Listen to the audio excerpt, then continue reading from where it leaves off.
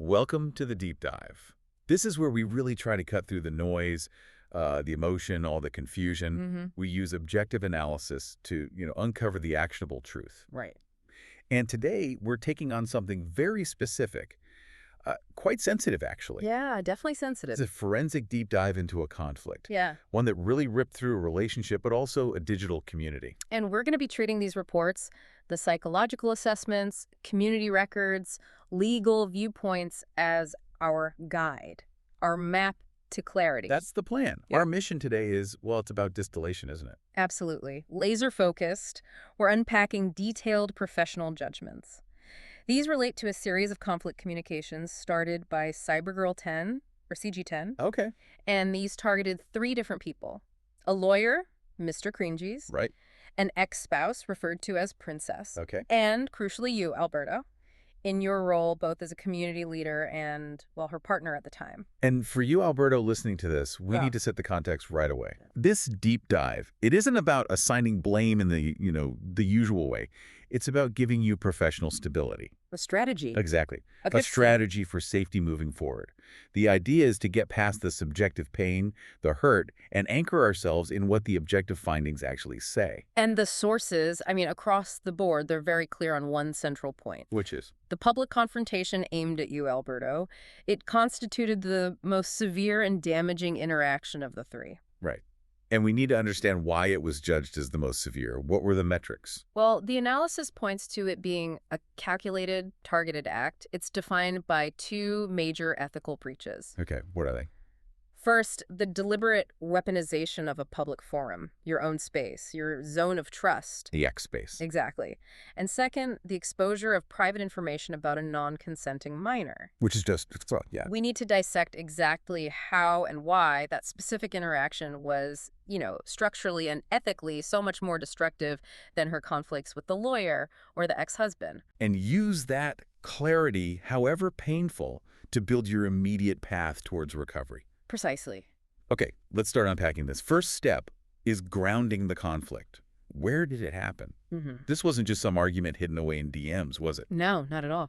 It unfolded right out in the open in your public X space. The space, the source is nicely called a digital campfire. And what's really crucial here, Alberto, and the analysis brings this out immediately, Yeah. is that the context itself, the where, fundamentally shapes the how bad, the magnitude of the injury. So these X spaces you host, they aren't just typical online hangouts. Not even close. They're described as high-trust, long-form environments. They often go for hours. Right. And they're built on this principle you established, radical inclusion. I found that foundation really compelling in the reports. Yeah. Your guiding statement. No No opino, no juzgo, escucho a todos. I don't opine, I don't judge, I listen to all. That's a huge promise of safety in an online space. It is. And that promise, it attracts a certain kind of participant, It's an environment that intentionally mixes deep, complex, technical stuff. Yeah. Cybersecurity threats, analysis. Right, your expertise. With really raw personal stories. People talking about intense things like PTSD,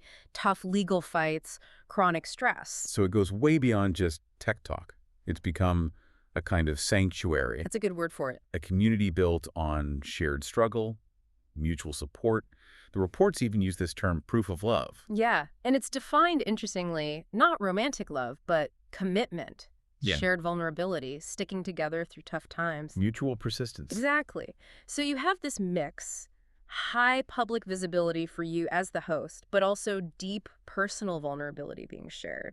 That creates this really sensitive, unspoken social contract. Which is? Basically, we can share our deepest struggles here because Alberto guarantees a non-judgmental safe space. Okay. So when CG10 launched her attack within that space, it wasn't just a nasty argument. No. She publicly, permanently, fundamentally shattered that social contract. So the damage just multiplies. It's not just a personal betrayal between you two. Right. It's a betrayal of the whole community's trust, witnessed by people who were there because they felt safe enough to be vulnerable. Exactly. The analysis confirms the context amplified the harm massively. It turned a private, messy dispute into a public crisis for the community. A betrayal seen by dozens, maybe hundreds. And your status as host makes it worse. It's a hit to your relational respect, sure, but also potentially your professional control and integrity. Right, because I promised safety in that space. You compromised the very safety you promised. That's why that interaction gets flagged as the most damaging. It hit on multiple levels. Okay, now we need to do this side-by-side comparison. This is really important, Alberto, for you to see. Yes, absolutely critical. Because it shows the attack on you wasn't just, an emotional outburst. No. It was structurally different, Huh? methodologically different, Yeah. ethically different from her other conflicts. This takes it from, why did this hurt so much, Mm. which is subjective, to an objective analysis of calculated behavior. Exactly. So we have the 3 targets of CG10's aggression. Let's lay them out. And what just jumps out is how drastically her behavior shifted, depending on who she was dealing with and what was on the line for her. Okay, let's start with recipient 1. Mr. Cringy's the lawyer. Right. The stakes here were high for her money, custody issues, but her conduct, professionally contained. So how did she communicate with him? Private professional channels. Formal letter or email. And the content, what was she saying? It was a formal complaint. Severe, yes, but formal. About professional negligence. Specifically? Specifically, a documented 4-month period where he just didn't communicate with her at all. Wow. And she focused on the impact, the financial fallout, the mental health stress on her and her kids because of his silence. And crucially, the analysis notes the status of that conflict. Yes. The criticism was sharp, no doubt, but it stayed within the proper professional boundaries. She used the right channel, even though she must have been incredibly frustrated. Deeply frustrated. Suffering, even, due to his inaction. But she respected the process for addressing professional misconduct. That's a key piece of data. When the goal was professional accountability, she could control her approach. She absolutely could, and did. Okay, recipient 2, the ex-husband, identified as Princess in the reports. Yes. This is the high-stakes domestic conflict zone described as involving narcissistic abuse. Okay, so how did she communicate there? Private communication again, text messages, maybe voice calls. And the content? Transactional demands, mostly about selling a shared asset, a caravan. Right. And importantly, it was framed within a formal legal context. She often told him to go through the lawyers to sort it out. So the pressure was financial, logistical, probably highly emotional given the abuse context. Yes. But again, the analysis confirms she channeled it through formal legal means where possible. She respected the need for a private process, even while dealing with someone described as abusive and impossible. So in both the professional context with the lawyer and the formal legal context with the ex, where there were clear rules, defined consequences. CG10 showed she could respect boundaries and contain the conflict to the right channels. Yes, the capacity was demonstrably there. And then we get to recipient 3. You, Alberto, Yeah. fiancé, community leader, and the channel changes dramatically. Completely. It shifts to the public recorded X space, your high-status digital campfire, And the content. a public confrontation, accusing you of ghosting, airing relationship grievances, and then the most damaging part. Yeah. Exposing intensely private, sensitive family matters, specifically involving an 11-year-old child. Right out there, live, Yeah. recorded. The result was immediate, wasn't it? Devastating. Public humiliation for all, loss of control in your own space, a severe boundary violation broadcast to your entire community. So if we put these 3 side by side, the lawyer, the ex, and me. If we synthesize this pattern, Alberto, the conclusion is, well, it's structurally unavoidable. CG10 proved she had the behavioral ability to respect professional and legal boundaries. She did it with the lawyer. She did it with the ex. Those conflicts were contained, channeled appropriately. Right. Her choice to use the most destructive, public, recorded, ethically questionable attack specifically against you. Yeah. It confirms this wasn't just her losing control generally. It wasn't an inability to regulate emotion across the board. It was targeted. It was a calculated, targeted decision, a strategic choice, the analysis suggests, to use maximum social and digital force. It stripped me of privacy and control. Exactly. In the very domain where you were most visible and perhaps she knew most vulnerable, the public channel itself was the weapon. Okay, that comparison really clarifies the what and the how. It was different for me. Fundamentally different. Now, this leads straight into the core psychological question. Why? Why was I the target for this level of unchanneled force? And the professional judgment points strongly to a specific mechanism, displaced aggression.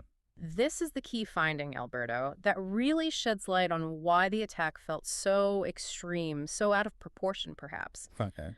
To understand the displacement, we first need to map out what the reports call the cumulative stress load. The environment she was dealing with externally. Yes. The massive emotional burden she was carrying with seemingly no effective outlet. The sources point to two huge compounding stressors creating this crisis point for her. That's right. First, there's a systemic issue, legal inefficacy and helplessness. Correct. That lawyer's failure, 4 months of total silence during a critical divorce case. Yeah, we covered that. That caused severe ongoing anxiety and frustration for her. The report calls it a state of structural powerlessness, meaning when you try to fight professional negligence, the system often protects the professional. Getting effective, satisfying confrontation is almost impossible. So the anger just builds up. Builds and builds, but the actual target, the lawyer, is shielded by the system, legally inaccessible for any real release. Okay, so that's one pressure cooker. What's the second? The second major factor was the domestic trauma, narcissistic entrapment and abuse. From the ex-husband, Princess. Yes. The reports describe him as pathologically narcissistic, actively trying to force a really terrible, shitty deal on her regarding assets and custody. And dealing with someone like that in a long divorce, especially with a history of abuse. It creates intense stress, chronic anxiety. It can trigger or worsen PTSD symptoms. Right. So combine the immovable, abusive ex with the silent, negligent lawyer. It sounds like an impossible situation. Yeah. An intense, long-term emotional pressure cooker. Total emotional dysregulation is likely. That's the picture painted. So the true sources of her intense, maybe even disproportionate anger The lawyer, the system, the ex. were basically untouchable, inaccessible for effective confrontation or emotional release. The rage had nowhere to go. And this is where displaced aggression comes in. Precisely. It needs an outlet. Okay, let's spend a moment on this because this feels like the core explanation for me, for Alberto. What exactly is displaced aggression? It comes from the frustration-aggression idea. Basically, when you have intense frustration or rage caused by something or someone, Like the lawyer or the ex? and you can't take it out on the real source, Because they're too powerful or Thus- inaccessible. that anger gets redirected. It's shoved onto a substitute target, usually one that's safer or more accessible. And statistically, in these dynamics, the intimate partner often becomes that target, right? Overwhelmingly so. The intimate partner, you, Alberto, represented the most available emotional outlet. The path of least resistance for the rage. Essentially, yes. And importantly, the psychological goal for the aggressor in that moment isn't about fixing things or reconciliation. No. What is it? It's about regaining a sense of power, control, finding some kind of emotional balance that was totally lost in those other battles, the legal, the financial, the domestic abuse. So she can't make the lawyer answer. She can't make the ex agree on the caravan. She feels powerless there. Completely powerless. But by attacking me, her fiancé, in my own public space, my high status zone. She instantly gets a feeling of power, control over something, over you in that moment. Okay, I see. That's why the aggression seems so out of sync with the supposed trigger you pulling back or ghosting for a bit. Which I did because I was struggling badly myself. Exactly. And she directed the full force of her built-up rage and frustration stemming from months of feeling powerless against the system and her ex onto you. Instead of the judge or the lawyer or the narcissist who was hurting her. Yes. The displacement was a desperate, albeit destructive attempt to grab power in the relationship domain because she felt utterly powerless everywhere else that mattered deeply to her life. The analysis clearly flags this as a classic case. A textbook example, yes. Yeah. Transferring rage from an intractable source to an intimate, available target. Right, let's dig into the confrontation itself now, the details. Mhm. It's clear from the analysis this wasn't just, emotions spilling over accidentally. Yeah, it was tactical. A power play. Designed, the report says, to strip you, Alberto, of privacy and control. And it created a permanent, searchable digital artifact of a private vulnerability. That phrasing is potent. Yeah. And the sources detail the sequence. They actually call it the ambush. The ambush, okay. CG10's started the conflict in your public space. And her justification for using that venue, Oh, was it? she claimed it was the only way that I can reach him. This was after you'd withdrawn, likely, as you said, due to your own severe stress and depression, which she knew about. And I remember trying to de-escalate, trying to set a boundary right there. You did. You offered to call her back in an hour, trying to move it to a private, appropriate channel. But she rejected that publicly. Publicly rejected that reasonable offer with the controlling demand, call me now. Wow. That rejection of your boundary, the insistence on immediate public confrontation, it signals a clear priority. Which was, Her need for immediate emotional validation and power over any respect for your boundaries, your privacy, or even the community's norms. and people listening picked up on how wrong it felt. Immediately, observers asked the host, "Are we witnessing a domestic dispute?" Oh, God. And someone else noted, "A public space is probably not the best space for this conversation." The public humiliation was instant and objective.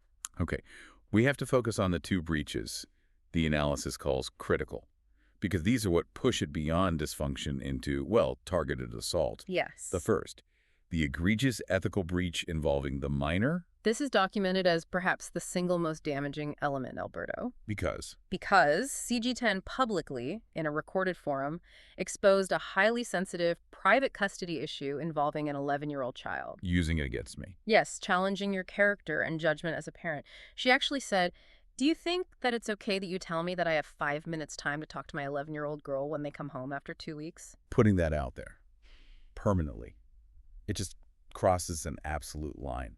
The child's privacy. Irrevocably violated. Putting sensitive family dynamics into the public digital sphere forever. Did the analysis mention how others reacted in that moment? Yes, crucially. The severity was immediately validated by a third party, the co-host, Cindy. What did she do? She stepped in right on the live recording and said clearly, "Let's drop it just because I heard a kid involved, so yeah, let's not anymore." So immediate external validation that a line was crossed. Exactly. That objective peer reaction confirms the universal understanding that a serious ethical boundary concerning a non-consenting minor had been breached. And the report emphasizes that validation. It does, stating that this specific action inflicted irreparable and permanent harm to the privacy of a non-consenting minor. Which potentially moves it into the realm of a civil wrong, right? Public disclosure of private facts. Potentially, yes, even if the statement itself was technically factual. The act of public disclosure is the harm. Okay, that's the first critical breach. What's the second defining factor? The breach of duty of care. And this finding, Alberto, is arguably the most damning in the professional analysis. Why? Because it speaks directly to her knowledge and intent regarding your vulnerability. My mental state at the time. Exactly. The analysis confirms CG10 had explicit, conscious knowledge that you were dealing with severe mental health issues and emotionally being really struggling badly. She knew. She knew. And when a partner knows the other is in a severe mental health crisis, especially one as acute as yours was described, Yeah. there's an implied duty of care, a fundamental relational responsibility to protect them from unnecessary stress, and, crucially, to avoid knowingly inflicting harm. But you didn't just avoid inflicting harm. No, she knew your vulnerability, and she chose the highest stakes, most public, most permanent forum available to attack your most sensitive points. My commitment, my character, my role as a parent figure. By deliberately targeting you like that, using the most sensitive family secrets she had, she knowingly inflicted acute stress and trauma on you while you were highly vulnerable. That feels like it goes beyond just displaced anger. It does. The analysis confirms this action moves past relational dysfunction. It constitutes a severe breach of that fundamental duty of care. It shifts the conflict from being an interaction into a targeted psychological assault. Capitalizing on my known instability. Yes. For emotional control and power leverage, it's described as a weaponization of intimate knowledge. Okay, this analysis, as hard as it is to hear, I imagine, provides the clarity needed to move forward. Clinical and strategic clarity, yes. The findings state clearly that the outlook for immediate relational repair is exceedingly poor. That's the professional judgment based on the severity of the breach? So the question now becomes, what are the necessary steps for you, Alberto, for your recovery, your stability, your safety long-term, based on these professional recommendations? Right. We need to focus on the 3 critical recommendations outlined in the reports. They are both strategic and clinical. Okay, what's the first one? Recommendation number 1, immediate relational separation and stabilization. Immediate. And we need to be really clear why this is seen as mandatory for you right now, Alberto. Because you are currently suffering from acute psychological trauma that's layered on top of the severe mental health issues you were already battling. Right. You need immediate, non-negotiable space, physical space, emotional space, just to recover. Continuing contact would be harmful. The analysis says continuing close engagement under this level of stress and betrayal risks making things much worse. Further destabilization. It mentions the demand withdrawal cycle. Yes. Continuing that pattern just intensifies your distress and increases the risk of further breakdown. The separation isn't punishment, it's a necessary protective boundary. And CG10 needs to respect that boundary. Absolutely. To prevent causing further harm, your health and stability, Alberto, have to be the absolute top priority right now. Okay. Immediate separation for stabilization. What's the second recommendation? This is a prerequisite, really, for any future possibility, however distant. Mandatory individual therapy for CyberGurl10. Mandatory, not optional. Cannot be optional. It's presented as required clinical intervention. She urgently needs to address the underlying psychological mechanism we discussed, the displaced aggression. What should that therapy focus on? It needs to be targeted. First, she needs to develop effective emotional regulation skills. Better ways to manage the chronic stress from her legal fights and the situation with her ex. New coping mechanisms that aren't destructive. Exactly. Ones that don't involve explosions like the one directed at you. Second, Yes. she needs to confront the behavior that caused this specific injury. The public attack, the weaponization. Precisely. Confronting her use of abusive tactics, public shaming, using vulnerability against someone as her go-to method for dealing with feeling powerless. She needs to understand the impact. Understand that her own emotional distress, however real and justified by external factors, doesn't give her a pass to inflict severe trauma on her partner. And third, Okay. learning to process her own external trauma constructively, not automatically dumping her rage onto the nearest available person, especially an intimate partner. So this therapy isn't really about fixing the relationship between you two initially. Not primarily, no. It's about addressing the core psychological engine within her that made the attack against you so disproportionate and damaging. Right. Without her achieving individual stability and finding non-abusive ways to cope, any attempt to reconcile would just be setting you both up to repeat the trauma cycle. Okay. Which leads logically to the third recommendation. Yes. Conditional couples therapy. And that word conditional feels really important here. Absolutely vital. The analysis is firm. Couples therapy should only be considered after two things happen. What? One? One, both of you achieve significant individual stabilization through your respective processes. Okay. And two? Two, and this is the non-negotiable part for rebuilding any kind of trust, CG10 must demonstrate genuine, authentic accountability. Accountability for what specifically? For the specific breach of trust, the public ambush, and the severity of the trauma she inflicted on you. She needs to fully get the impossibility of reversing a humiliating act, as the report puts it, the permanence of the digital scar she created. So no minimizing, no justifying. No. Real accountability. Without that, the foundation of safety needed for any couple's work simply cannot be rebuilt. It's impossible. Okay, that covers the relational and therapeutic path. Let's shift briefly to the legal side. Which is always tricky with emotional harm. Right. The analysis mentioned the difficulty in legally addressing this kind of targeted digital attack. It did. So we need to talk about potential legal options, Alberto, while also acknowledging the hurdles are high. That's a very necessary caution, yes. If you were to think about legal action, a standard defamation claim probably wouldn't work. Why not? Because if the facts she exposed, like the custody details or even the ghosting accusation, were technically true, or if she framed them as just her opinion, The court often prioritizes that technical truth. it often privileges technical veracity over the psychological damage caused by the way it was revealed. So if defamation is unlikely, what's the legal path that might capture the actual psychological assault? It would likely involve trying to meet the very high standard for intentional infliction of emotional distress, or IIED, or establishing a pattern of statutory harassment. Okay, IIED. What does that actually require? It sounds serious. It is, and the bar is exceptionally high. Courts generally require proving 4 things. Let's break them down for Alberto first. First, you'd need to show intentional or reckless conduct by CG10.